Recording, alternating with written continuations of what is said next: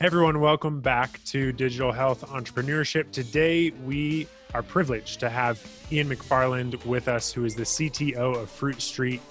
Laurence, I'm going to let you introduce him to you because I just met Ian, but you have told us all about him. So tell our listeners why you wanted to bring Ian on the show. Ian is the master of product development and software development, and I will let him share his brief background for the listeners. Oh, okay. Let's see. Well, I've been doing software stuff for a while. Starting when I was 10, and my parents bought me an Apple II. So that's less interesting than some of the other stuff. Let's see. I started doing distributed hypertext systems in the 80s, working for Ted Nelson, the guy who invented the term hypertext in 1965.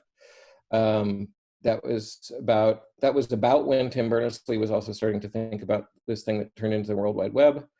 5 years later, I was at Wired magazine, where we launched Hotwired, which was basically the first commercial website ever. I mean, I guess you could argue that O'Reilly's stuff was slightly ahead, but we invented things like the banner ad and the commercial internet. So you're welcome, those of you who have jobs in that space. I apologize for the banner ad, which we're still stuck with, but that's how things work. Other interesting bits, I was employee number 3 at Friendster. So social media revolution was something that we started. The movie The Social Network should have been about us, but sadly was not, which is why I am obsessed with that movie, as you know. Yeah, and totally. For all the people that are under the age of like 30, they need to know that Friendster was the original, like the first social network. That's right. And yeah, we licensed a lot of our patents to them, but they definitely commercialized it more effectively than we did. I also learned interesting things about product development in that case, like don't do things that are really hard and really expensive that nobody cares about because they're not really that good for your product.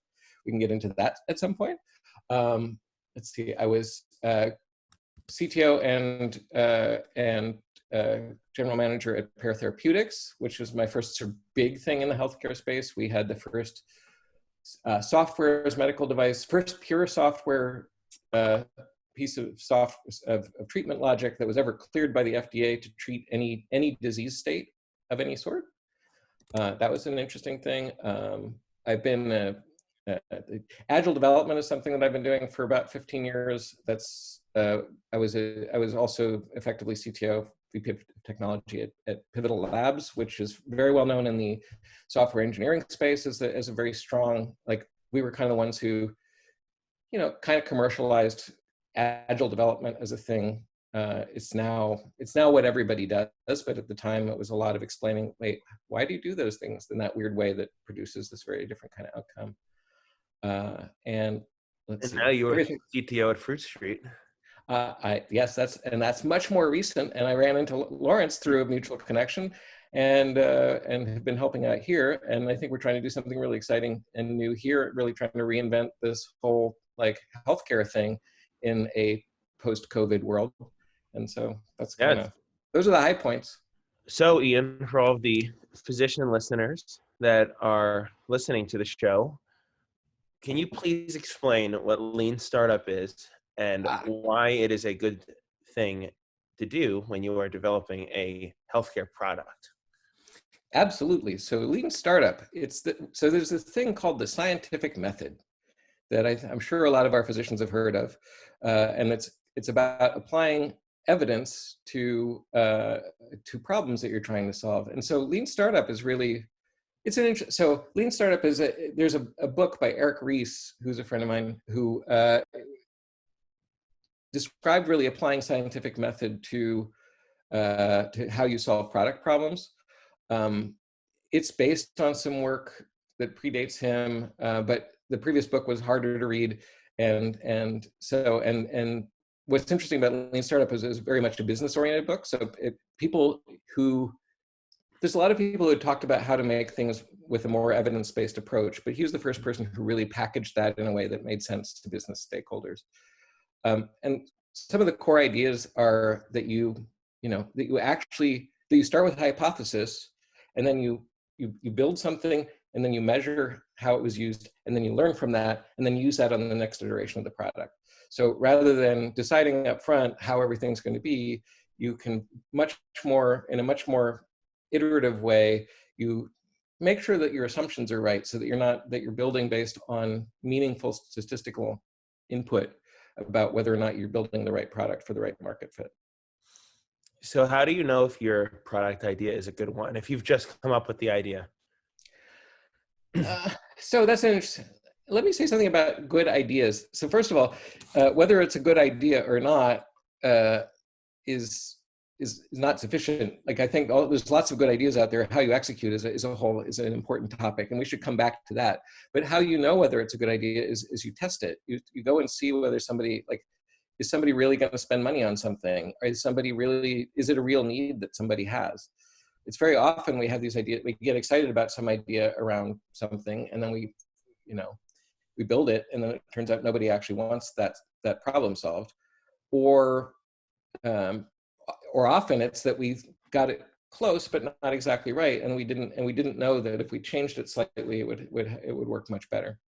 So how would you determine if you're on the right track with the startup? For example, is it possible that you've built a product that ultimately will turn out to be a success, but you just are applying it in the wrong way? Perhaps you have the wrong business model, or like you hear about stories like Instagram adding filters or Airbnb taking professional photos of the apartment. I mean, is it possible that like sometimes people are just 95% of the way there, but the 5% adjustment is what they've needed? I mean, how? Because a lot of times I think, investors get impatient, right? And they think that Absolutely. they think that it should be this linear thing of like, first we have 0 revenue, then we have 100,000, then we have 500,000, then we have 1 million. But wouldn't you, my personal opinion is that more often it goes from like, 0, 0, 0, 0 to like 5 million, essentially. You know what I mean? Like, because you finally figure it out. No, I think that's totally right. And I'll give you a good example, a really early case study. And this wasn't called Lean Startup at the time. This is just, it's just a pragmatic approach to trying to solve these kinds of problems. There was a little company called Odeo, which very few people have heard of now, that had this. They were a podcasting platform, which is interesting in the context of that we're on a podcast right now. And they were going along great, and investors were really excited about them. They'd raised a bunch of capital. And then suddenly this other competitor came into the market called Apple, which you probably have heard of. And they basically built iTunes, and then suddenly their entire market was eaten by this gigantic competitor that they had no way to fight against. So, but they had all this money in the bank. So they're like, okay, we have $3 million to burn through. What are we going to do? We don't want to give it back. We want to actually try to find a new product.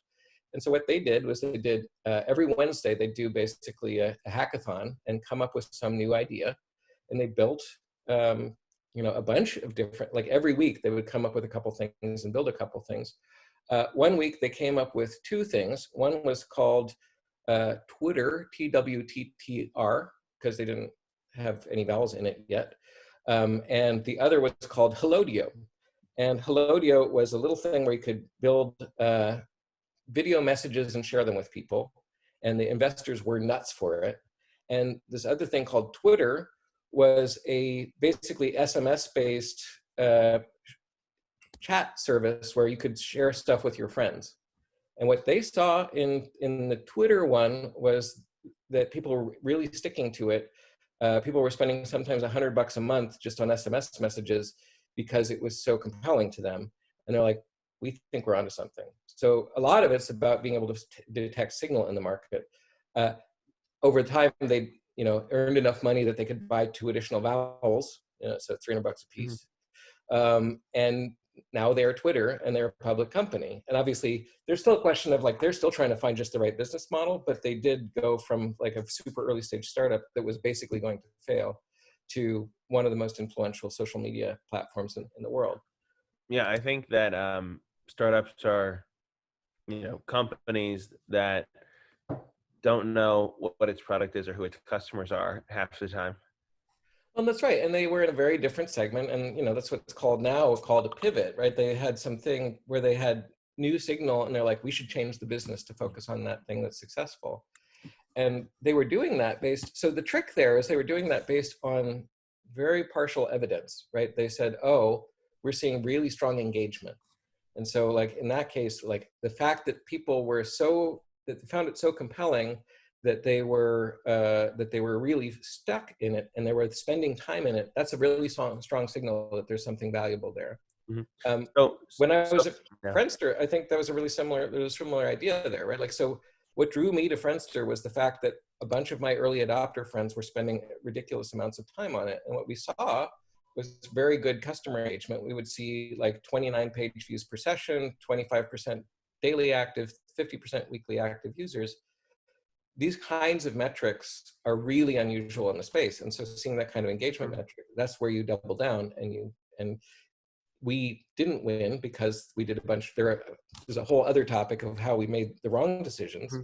But we detected this very strong signal that social media was actually going to be a thing. It turns out we were certainly right about that.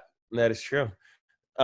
Switching topics a little bit, I think Eric Ries talks about in his book this concept of innovation accounting, which I believe is it's basically a concept of, how do you judge the progress of an early stage company? I think one problem physicians have when they invest in digital health companies is that they judge it like it's a public company, where they say, well, what are the quarterly financials? Their first question is always, are you profitable, right? Which is not necessarily desirable anyway. Well, it's desirable at some point, but it's not desirable early stage. Well, right. I mean, but, the point is, let's say we were a biotech company. Nobody would be asking if you were profitable, if you didn't even have FDA approval yet. They'd be asking, well, where are you with the science of making this thing work? Right. And people don't necessarily look at digital health that way. So, can you explain what you view as innovation accounting, and like, how should an investor really be judging an early stage company with less than $1 million of revenue? Well, and I think I was sort of getting a little bit into that with, like, you have to measure things that are proxies for which things are going to produce large outcomes later. So for example, in the Twitter example, the fact that people were spending $100 a month on SMS bills, that wasn't going to Twitter, but it was showing strong engagement. So that was the kind of thing. It's not necessarily page views. Eric talks about vanity metrics. There's a bunch of things that people get excited about and want to sell to investors as high value.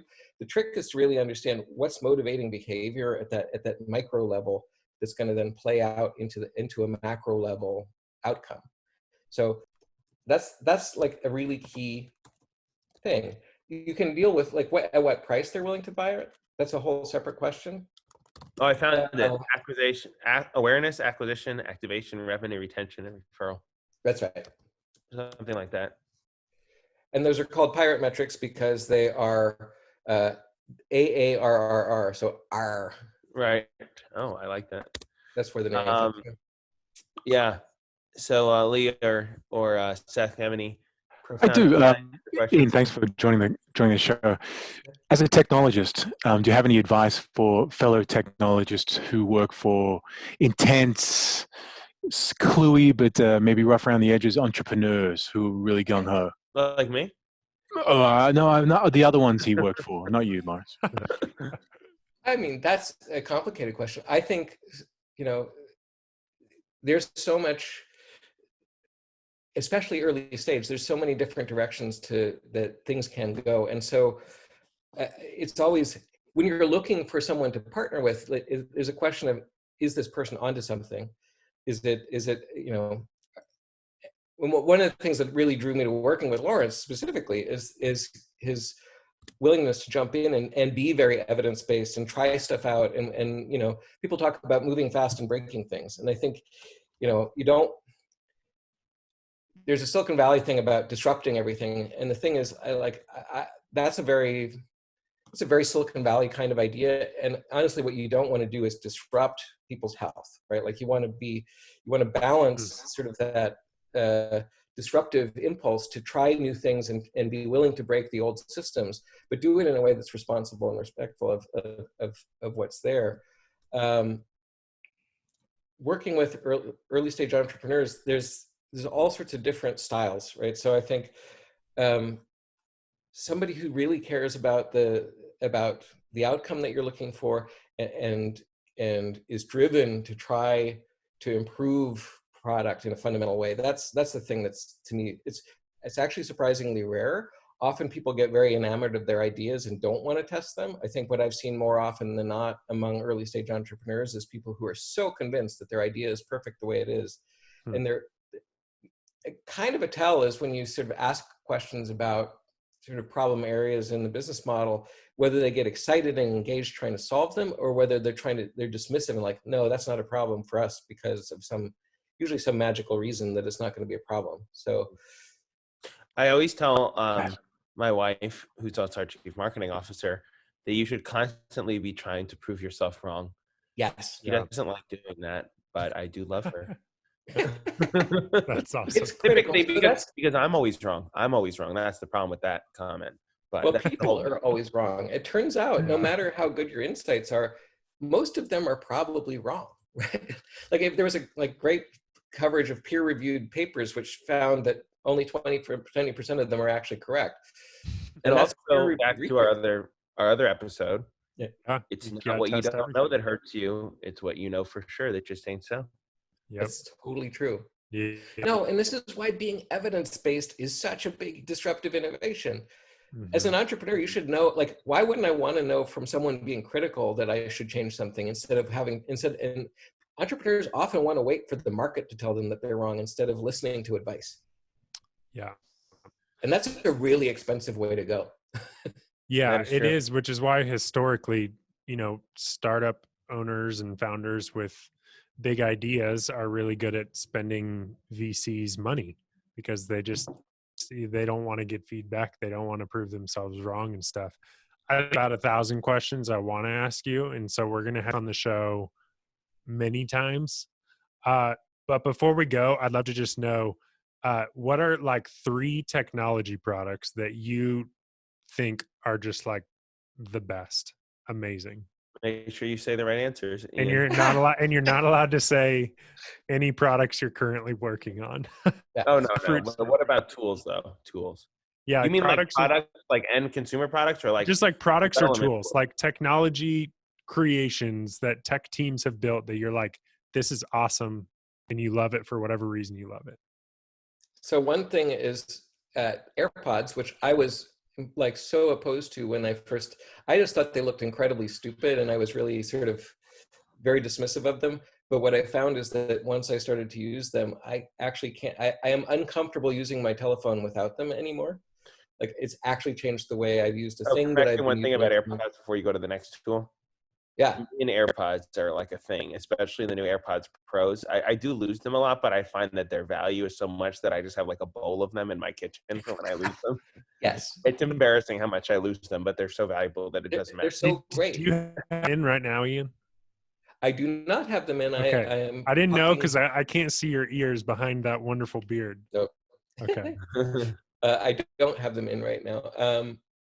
For some reason with Zoom, I just use the laptop audio and it seems to be okay. Is Zoom your second product then? Let's see. I mean, there are things I love about Airbnb. There's things I don't love about Airbnb, but I've used them a ton. And I think just it's a little tough to talk about now during the COVID pandemic when you don't get to go anywhere. But as a frequent traveler, when I was allowed out of the house, that whole experience of sort of a pure virtual two-sided market, there's something very compelling. They did a good job of sort of making the product very compelling and easy to use. There's problems with it too, but there are things that I really love about just like, there's something very different about staying in somebody's house when you travel someplace, and it's a totally different user experience than staying in a hotel. So that's been transformative for me. And to find out the third product that Ian likes, tune in next time. That's good because I can't actually think of another there one. There we go. That's 2, and you're going to get the third one, the best one, next. Exactly. So much for joining us, Ian. We'll see you next time. Thanks, guys. It was really fun.